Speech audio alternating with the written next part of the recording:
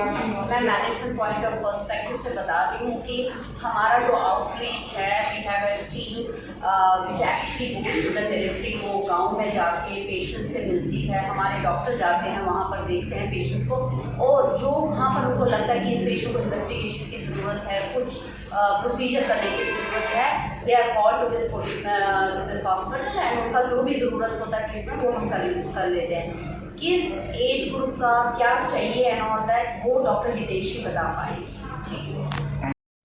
निकलते नहीं है और अपने पेन को फेस करती रहती हैं, तो उनके लिए क्या आप अवेयरनेस के लिए बोलना चाहेंगे कि उनको अगर इस तरह की प्रॉब्लम्स फेस कर रही हैं तो वो किस तरह से अपने आप को ट्रीटमेंट के लिए आएँ? और एज ए वुमेन मैं बता दूँगी आज के दिन में post covid I think every women is a homemaker, I mean she is a homemaker as well as a professional, जो घर में काम करती हैं प्लस जो वर्क फ्रॉम होम करती हैं, तो both of these categories are sitting at home and working from home. क्या करना चाहिए? I think the best thing if someone, because after 40 everybody not everybody, almost if I'm right, 70% of the population, Indian women population has got osteoporosis.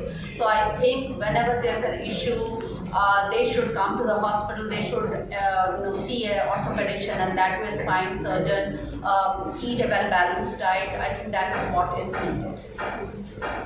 हमारे पास दो age groups होते हैं जिसके patient सबसे ज़्यादा होते हैं। पहला होता है जो कि 50 से ऊपर के हैं, जिनको कि डीजनरेटिव स्पाइनल डिसऑर्डर्स होते हैं, जिसमें कि डिस्क खराब हो गई उम्र के साथ, या जोड़ खराब हो गई, या नसें दबने लगती हैं, इस तरह की दिक्कतें होती हैं। दूसरा एज ग्रुप होता है 25 से पहले वाला, जिनको कि कंजेनिटल डिसऑर्डर्स होते हैं, या तो जब शरीर बन रहा होता है उस वक्त ही बोन ठीक से ना बनी हो, या डिस्क ठीक से ना बनी हो, या स्पाइनल कॉर्ड में कोई प्रॉब्लम हो। तो ये दो ग्रुप्स हैं जिन ग्रुप्स में नॉर्मली सर्जरी की ज़रूरत पड़ती है अगर इंडिकेटेड हो। इनके बीच का जो ग्रुप है नॉर्मली जो यंग एडल्ट जिन्हें हम कहते हैं, वो लोग आते हैं लाइफस्टाइल रिलेटेड डिजीज़ लेके, जैसे आजकल वर्क फ्रॉम होम चल रहा है तो लंबा लैपटॉप वर्क रहता है, पुअर पोस्चर रहता है। इस एज ग्रुप में सर्जरी की ज़रूरत कम पड़ती है, कंजर्वेटिव ट्रीटमेंट या लाइफस्टाइल मॉडिफिकेशन से ज़्यादा अच्छे रिजल्ट हैं। बट 60 साल के ऊपर या अगर कोई 15 साल से नीचे का बच्चा आता है बैक पेन लेके या डिफॉर्मिटी लेके या नर्व रिलेटेड सिम्टम्स लेके, तब वो कंडीशन होती है कि जिसमें हम थॉरोली इन्वेस्टिगेट करते हैं और तब सर्जरी की ज़रूरत पड़ने के चांसेस ज़्यादा है। परेशानियां फेस करनी होती हैं और कौन सी एज ग्रुप के पेशेंट सबसे ज़्यादा आपको देखते हैं? सर हिंदी में बोलिएगा, कैमरे की तरफ देखिए। मैं ये बोलूँगा कि ये सवाल आप स्पाइन से सर्जन से बात करें तो ठीक रहेगा। आई थिंक डॉक्टर हिमांशु त्यागी को क्या है, तो क्या कहना चाहेंगे लोगों से इस बारे में? सर हिंदी में बोलिएगा प्लीज़। बेसिकली इस बार हमने ये मंथ को हम सेलिब्रेट कर रहे हैं। इस मंथ का हमने थीम रखा है सेफ स्पाइन सर्जरी मंथ, और इसके लिए हमने वर्ल्ड स्पाइन डे को चुना है और हमारे पेशेंट भी हमारे साथ मौजूद हैं। इस वर्ल्ड स्पाइन डे पे हम जो मैसेज आम पब्लिक में देना चाहते हैं, क्योंकि हमारे पास बहुत से पेशेंट आते हैं जिनको कमर में बहुत ज़्यादा दर्द है, जिनकी नसों में दबाव होने की वजह से टांगों में दर्द जा रहा है, और कई पेशेंट में कमज़ोरी भी आ रही है टांगों में। लेकिन आम हमारी जो सोसाइटी है उसकी ये धारणा है कि स्पाइन सर्जरी में लोगों को डर लगता है, उनको लगता है कि कहीं हम बेड पे ना आ जाएं ऑपरेशन के बाद, कहीं पैरालाइज ना हो जाएं। तो हम ये सेफ स्पाइन सर्जरी मंथ इसलिए मना रहे हैं क्योंकि ओवर द लास्ट 20 ईयर अगर हम देखें, जैसे रॉकेट साइंस में, एरोप्लेन साइंस में, हर फील्ड में इतनी ज़्यादा तरक्की हो चुकी है, उसी तरह स्पाइन सर्जरी की फील्ड में बहुत ज़्यादा तरक्की हुई है, जिसकी वजह से स्पाइन सर्जरी के रिजल्ट भी बहुत ज़्यादा इंप्रूव हो गए हैं और सेफ्टी भी बहुत ज़्यादा इंप्रूव हो गई है। क्या क्या चेंजेस आई हैं, ये स्टार्ट होती है प्री ऑपरेटिव पेशेंट असेसमेंट से। जैसे पेशेंट हमारे पास ओपीडी में आता है कमर दर्द को लेकर, तो आज हम सिर्फ एक एमआरआई देख के, जब उसका एमआरआई करके डिसीजन नहीं लेते। आज पिछले 20 साल में इतनी ज़्यादा रिसर्च के बाद हमें आज हम स्पाइन के बायोमैकेनिक्स और स्पाइन के अलाइनमेंट को बहुत अच्छे से समझते हैं। इसके लिए इमेजिंग स्टडीज बहुत एडवांस हो चुकी हैं। जैसे मैं कुछ एग्जांपल दूंगा, हमने आर्टिमिस में अब 3 फीट एक्सरे फिल्म लगाई है। 3 फीट का मतलब होता है कि पेशेंट को स्टैंडिंग पोजीशन में हम फुल लेंथ एक्सरे ले सकते हैं, जिससे हम पूरी की पूरी स्पाइन को एक ही व्यू में देख सकते हैं, जिससे नॉर्मल स्पाइनल अलाइनमेंट मेंटेन करने में हेल्प मिलती है। जबकि तो हम सिर्फ एक पर्टिकुलर एरिया को फोकस नहीं कर रहे हैं, हम एक ओवरऑल पेशेंट की अलाइनमेंट देख रहे हैं, जिससे हमारे रिजल्ट्स इंप्रूव हो रहे हैं।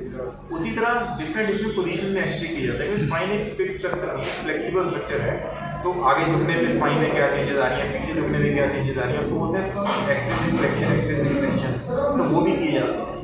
उसी तरह एमआरआई, अब 3 टेस्ला एमआरआई मशीन हमारे पास मौजूद है, जिसमें डिटेल में बहुत एमआरआई किया जाता है। और एमआरआई आजकल हम डिफरेंट पोजीशन में कर पाते हैं, एमआरआई फ्लेक्शन, एमआरआई एक्सटेंशन।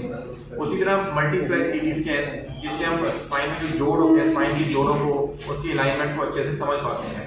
इसके अलावा डेक्सा स्कैन, जिससे हम ये पता करते हैं कि स्पाइन में कोई हड्डियाँ कमजोर तो नहीं, कि हड्डी कमजोर होने की वजह से दर्द हो रहा है। तो ये होगी बात कि जब पेशेंट हमारे पास ओपीडी में आता है तो हम उसको काफ़ी रूट कॉज में जाते हैं कि इसका कारण क्या है, क्या हड्डी का कमजोर होना है, क्या इसकी फ्लेक्सिबिलिटी में प्रॉब्लम है, क्या इसकी अलाइनमेंट में प्रॉब्लम है, या एमआरआई के नसों के दबाव है। उसके बाद ऑपरेशन थिएटर में हमारे पास बहुत सारी एडवांसमेंट्स आई हैं। एक बड़ी सिंपल चीज़ है कि ऑपरेशन टेबल में हमारे पास एक टेबल होता है जिसमें हम सर्जरी करते हैं, वो टेबल में ही एडवांसमेंट आ गया। जब हम जैक्सन टेबल या एलन फ्रेम का यूज़ करते हैं, जिसमें कहीं भी किसी भी बॉडी के किसी भी पार्ट पे प्रेशर नहीं आता, तो हम काफ़ी लंबे तक स्पाइन का ऑपरेशन कर सकते हैं। उसी तरह आजकल हमारे पास न्यूरो मॉनिटरिंग एक ऐसी टेक्नोलॉजी है जिसमें हम थ्रू सर्जरी पूरी नर्व्स को मॉनिटर करते रहते हैं, नर्व का फंक्शन नॉर्मल। जैसे आमतौर पे पेशेंट को सबसे ज़्यादा इसमें पैरालिसिस का होता है, तो ऑपरेशन के दौरान हम सारी नसों को मॉनिटर करते रहते हैं, रियल टाइम मॉनिटरिंग। अगर कहीं भी हमें लगता है नस में प्रॉब्लम है तो उसी टाइम उसका करेक्टिव एक्शन लिया जाता है, जिससे स्पाइन सर्जरी में पैरालिसिस होने का चांस ऑलमोस्ट बहुत कम हो गया है। उसके अलावा 3D इमेजिंग हुआ, हम ऑपरेशन थिएटर के दौरान जब स्पाइनल इम्प्लांट डालते हैं उसमें ऑलमोस्ट हम सीटी स्कैन करके ऑपरेशन के अंदर देख सकते हैं कि हमारी स्पाइनल इम्प्लांट्स की कंडीशन 3D इमेजिंग में बिल्कुल सही है। इसके अलावा हमारे anaesthesia protocol, post operative physiotherapy protocol बहुत इम्प्रूव हो चुके हैं।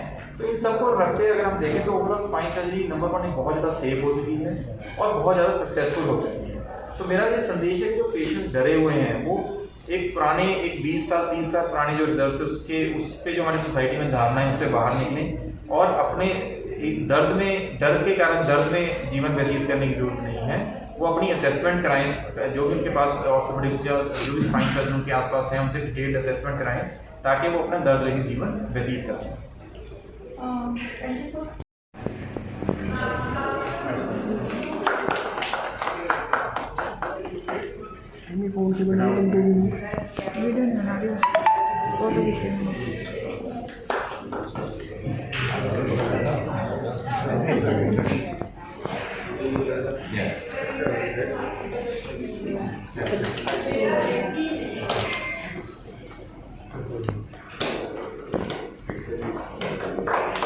और थोड़ा सा side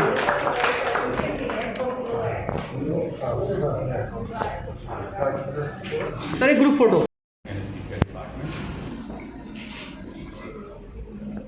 ji.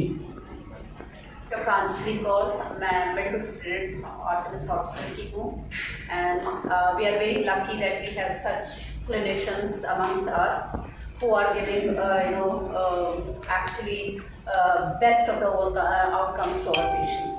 Thank you. I'm Dr. Anil Kedarpal.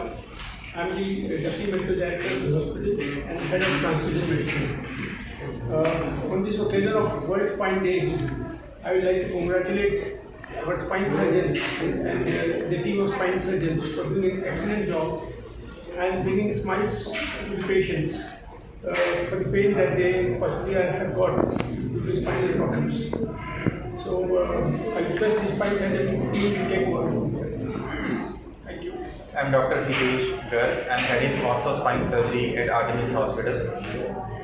On this World Spine Day, first of all, I would like to thank Dr. Devrina, who is the CEO of our hospital, the management of Artemis Hospital, Dr. Anjali, Dr. Kedarpal, who have supported me through this journey, Dr. Mishra, who has been a part of our team and has made very complex surgeries successful, and my team members, Dr. Himanshu Tyagi and Dr. Tarun. We have been doing spine surgeries since the start of this hospital. I joined spine surgery department in 2010. And today we are celebrating World Spine Day, and we have kept the theme for this month as Safe Spine Surgery Month, because a lot of advancements have happened in the field of spine surgery which has made spine surgery very safe. Introduction of I am Dr. Himanshu Tyagi. I am Senior Consultant Spine Surgeon at Artemis. Today on this occasion of World Spine Day, we have conducted this press conference to tell our message to the patients and to the viewers that spine surgery is a very safe procedure these days. Thanks to the recent advancements that we have, not only in the technology but also in patient care and management, that now we are able to give close to 100% success results in our patients. Whenever we talk about celebrating a day, like today we talk about celebrating World Spine Surgery Day or World Spine Day, we always talk about two aspects. First is the aspect of the doctor or the medical care. Second is patient related. So on this occasion, I would like to throw some light on and emphasize the point that it is not only about providing patient care in the hospital. At Artemis, we also provide patient care after the hospital stay is over, and that is by following strict protocols by which we are able to provide care to the patient. Sir Hello, myself Dr. Tarun Duleja, Associate Consultant, Spine Surgery Team at Artemis Hospital. I feel very lucky to be a part of such a great team. This is the day of World Spine Day. This is the day to celebrate the safety and success of spine surgery.